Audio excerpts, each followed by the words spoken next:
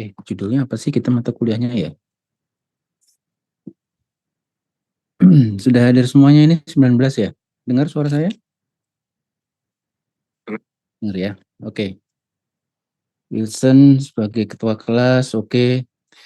Baik, pada beberapa acara perkuliahan, Bapak masih menggunakan acara daring karena beberapa keterbatasan. Jadi ritualnya kita buka screen dulu semuanya supaya Bapak bisa SS sebagai bahan untuk absen pagi hari ini karena e-learning kita masih bermasalah agaknya ya. Jadi silakan dibuka, Bapak akan screenshot sebagai absen kita hari ini. Mudah-mudahan Anda masih ingat ya masa-masa pandemi kita masih kuliah pakai Zoom ya, daring. Oke, Azura, Failusna Zahira, oke. Audi,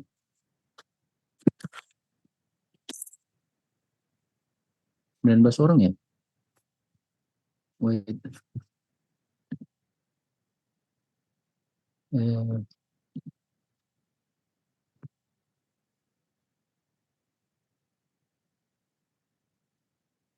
Baik, terima kasih. Paling tidak Anda semuanya, walaupun beberapa kelihatan baru bangun tidur, nggak apa-apa lah, hari pertama kuliah ya. Santai saja, ini adalah mata kuliah yang sifatnya adalah responsif, artinya merupakan apa ya, transfer knowledge untuk pengetahuan yang sifatnya nanti lebih kepada pemahaman. Anda semuanya nanti diharapkan bisa memiliki pengetahuan mengenai teori-teori yang berada di lingkup bahasan arsitektur. Apa yang menjadi pokok bahasan kita hari ini, Bapak akan share screen mengenai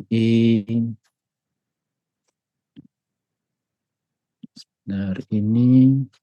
Ada kelihatan ini sudah? Kelihatan ya? Oke. Ini adalah RPS kita, rencana kita belajar selama 1 semester ini untuk mata kuliah teori kritik arsitektur. Atau mungkin namanya sudah berubah ya, ini pada tahun 2023. Kita sekarang sedang ada perubahan kurikulum, versinya KAAB yang menuju kepada kurikulum internasional.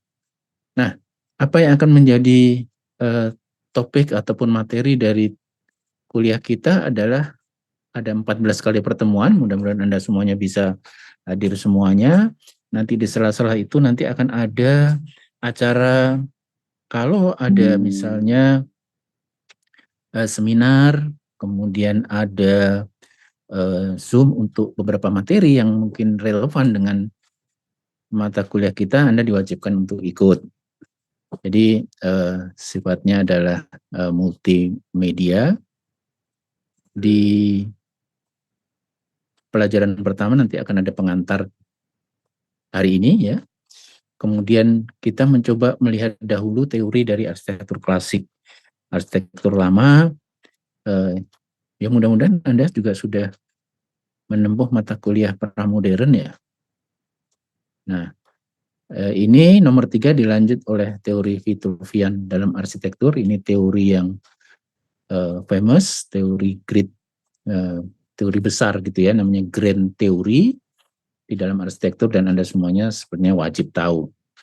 Lalu kemudian ada genealogi arsitektur atau DNA arsitektur, yaitu muasal arsitektur, tapi Bapak akan lebih fokus nanti kepada DNA arsitektur Nusantara, arsitektur yang ada di Indonesia, karena kita berada di wilayah Nusantara. Kemudian nomor 5, kita akan coba lihat proporsi dalam arsitektur. Ini berguna untuk ketika Anda merancang, kepekaan terhadap skala, irama, ritme, ya, yang ada di dalam namanya proporsi itu ternyata punya teori tersendiri, dan ini berguna bagi Anda untuk melatih kemampuan dalam perancangan arsitektur. Lalu ada teori perilaku dan arsitektur. Ini adalah materi baru yang sebenarnya mendasarkan pada psikologi arsitektur. Anda kalau di dalam merancang kan selalu ada namanya activity gitu ya, atau kegiatan. Kan user, kalau di SPA ya, ingat ya, ada user, pengguna, lalu kegiatannya apa. Nah, kita seharusnya juga paham teorinya apa sih dalam manusia itu berperilaku, dan sehingga kenapa arsitekturnya jadi seperti itu. Ini nanti di dalam mata kuliah ke-6, habis itu kita UTS ya, 6 atau 7 nanti kita UTS tergantung dari waktunya. Kemudian teori manusia dan arsitektur. Kenapa manusia? Karena manusia sebagai usernya. Jadi tadi perilakunya yang dilihat kaitannya dengan arsitektur, sekarang teori manusianya. Manusia macam apa yang harus diwadahi di arsitektur. Selanjutnya selepas dari UTS nanti ada, karena judul kita teori kritik arsitektur, dari ya kuliah ke-8 sampai ke-14 nanti kita membahas mengenai kritik arsitektur, criticism. Kritik arsitektur ini maksudnya adalah kepandaian yang harus Anda tingkatkan semua untuk melakukan kritik. Kritik itu artinya melakukan tanggapan. Ketika Anda melihat karya arsitektur, Anda tentu mempunyai persepsi, mempunyai tanggapan, ya, mempunyai komentar mengenai bagaimana arsitektur itu. Nah, ini yang menjadi pengetahuan ataupun sikap yang harus dipunyai oleh setiap arsitek. Dia harus bisa bilang bahwa arsitektur ini bagus atau tidak, di mana bagusnya, di mana tidaknya. Nah, itu melalui satu metode namanya criticism. Criticism tentu saja bukan dalam arti menghujat, gitu ya. Tidak dalam artian dia menghina dan seterusnya, mencari keburukan saja, akan tetapi kritik lebih kepada apresiasi, penghargaan. Oh, kenapa ini bagus? Kenapa ini dia berbelok? Kenapa bentuknya lengkung? Nah, ini nanti diajarkan pada 8 sampai 14. Mulai dari jenis dan metodenya, lalu menulis. Nah, ini ketika ada kata menulis begini, berarti Anda diwajibkan untuk punya kemampuan menulis.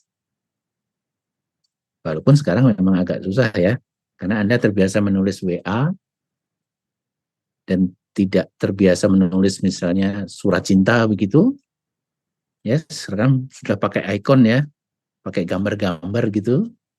Tapi kemampuan menulis ini ternyata sangat dibutuhkan oleh seorang arsitek ketika Anda misalnya membuat konsep arsitektur, membuat skripsi, membuat tulisan, narasi.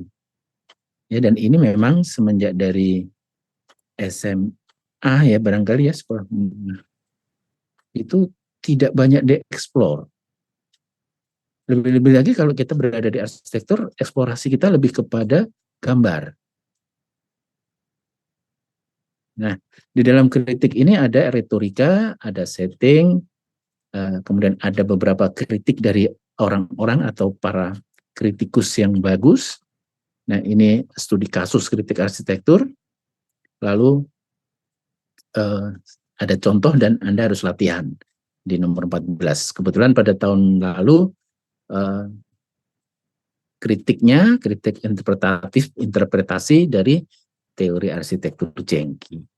Mungkin pada tahun ini kita akan mengkritik arsitektur jenis lain. Tapi sebagai suatu latihan ya.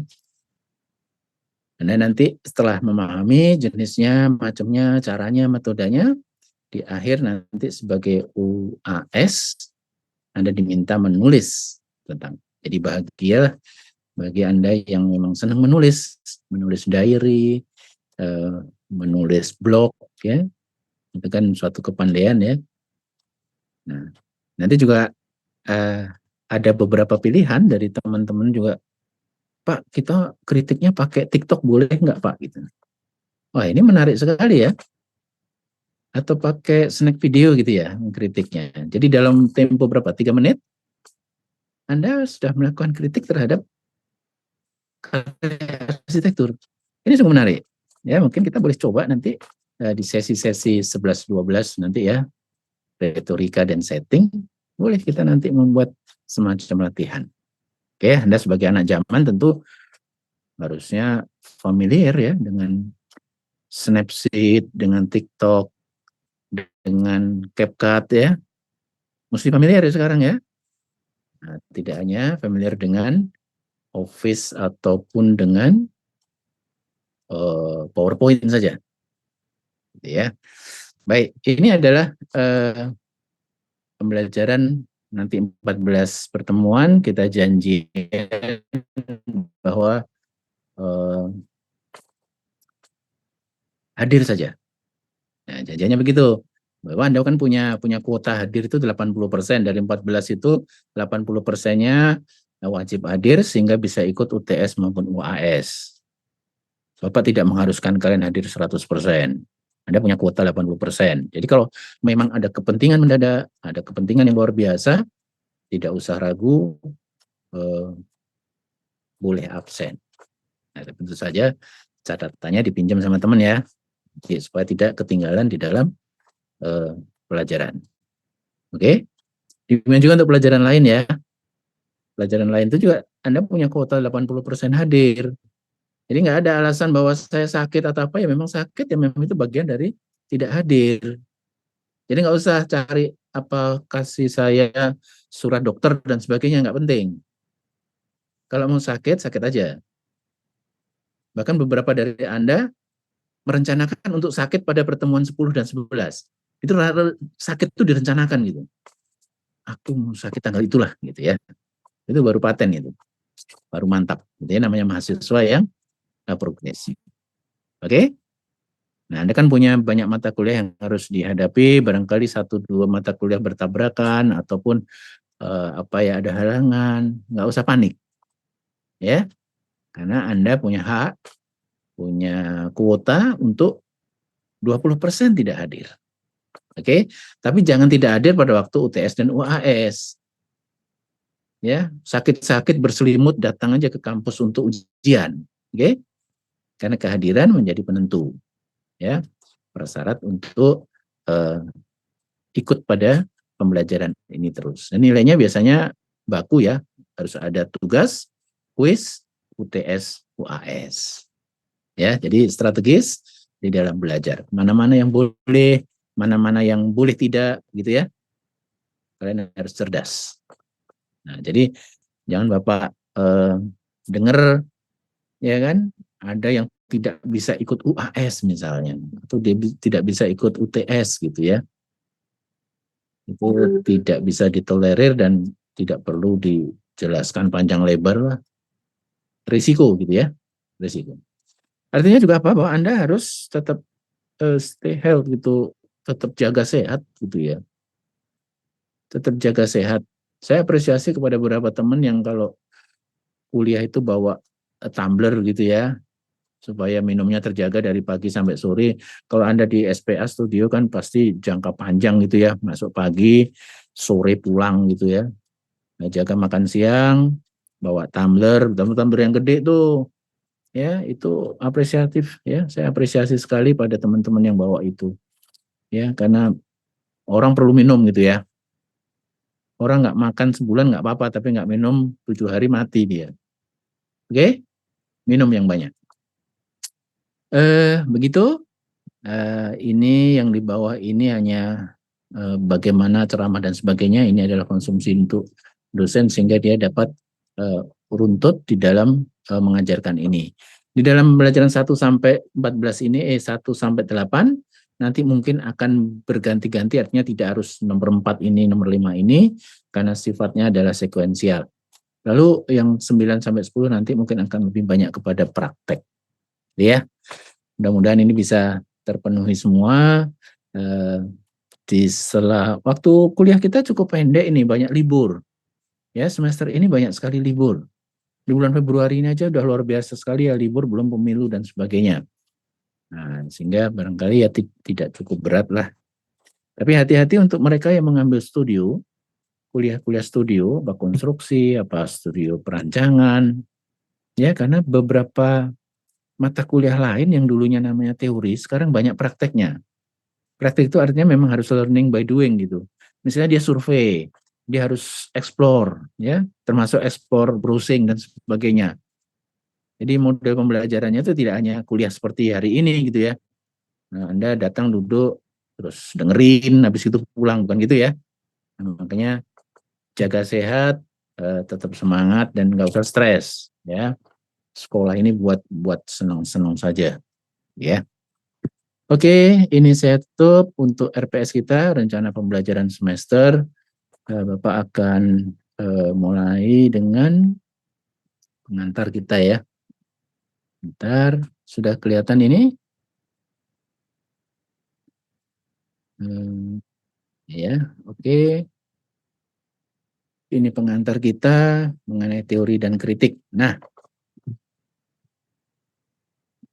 beberapa yang mau nutup, saya izin nutup video ya. Beberapa silakan juga nutup karena kalau video biasanya banyak makan byte ya, banyak makan pulsa tuh. Oke. Nah, pagi hari ini Bapak akan bicara mengenal dahulu lah mengenai teori dan kritik ya. Nah, teori arsitektur biasa dikemukakan oleh arsitek yang telah menghasilkan banyak karya. Jadi teori ini dilahirkan dari mereka-mereka yang punya pengalaman. Jadi pengalaman ini dituliskan, kemudian diteliti, dianalisis dengan baik, dia menghasilkan suatu teori. Ya. Jadi panjang perjalanan teori tidak bisa dihasilkan oleh satu atau dua tulisan jurnal. Biasanya sudah berupa penelitian yang panjang, sehingga digeneralkanlah pengetahuan itu menjadi suatu teori. Memang teori ini kadang-kadang sangat kontekstual. Artinya teori di barat itu bisa berbeda dengan teori yang di timur. Artinya itu konteks dari lokasi atau wilayah, gitu ya.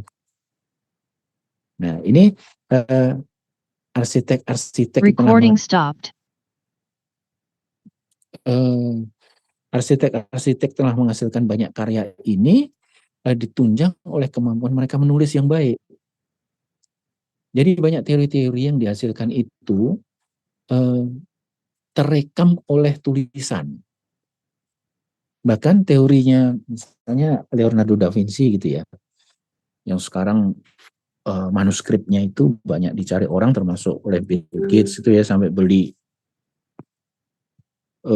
ribuan dolar gitu hanya untuk dapat manuskripnya Da Vinci, karena Da Vinci menuliskannya gitu. Ya. Teori dalam arsitektur digunakan mencari apa yang sudah dicapai dalam arsitektur. Jadi dia ketika dia merancang, dia mencapai rancangan yang bagus, dia teorikan. Kalau saya mau merancang yang bagus itu harus begini. Dia tuliskan. Biasanya teori ini awalnya dari konsep. That's why ketika Anda merancang, Anda diminta membuat konsep. Ya kan? Gitu kan, pengalaman kita kan kalau di studio kan membuat konsep dulu. Nah, dari konsep ini ketika mengkristal dia, membuat general, maka dia bisa jadi suatu teori. Ya, apa yang harus dicapai dan bagaimana cara mencapainya. Nah, bagaimana cara mencapai itu yang disebut sebagai metode perancangan. Ini teorinya juga. Teori metode perancangan dari Frank Gehry misalnya. Berbeda dengan teori cara merancangnya Ridwan Kamil. Berbeda dengan cara merancang siapa ya, misalnya Kenzo Tange misalnya dari Jepang.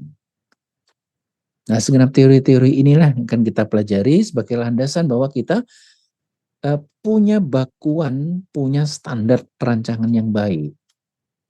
Kita tidak akan mengulang atau mencari perancangan yang baru yang belum tentu benar dengan model trial dan error misalnya. Ya kan? Nggak bisa. Karena itu buang waktu. Kita hanya bisa menggunakan teori-teori perancangan dari orang-orang ternama, orang-orang terkenal dan sukses di dalam perancangan untuk kita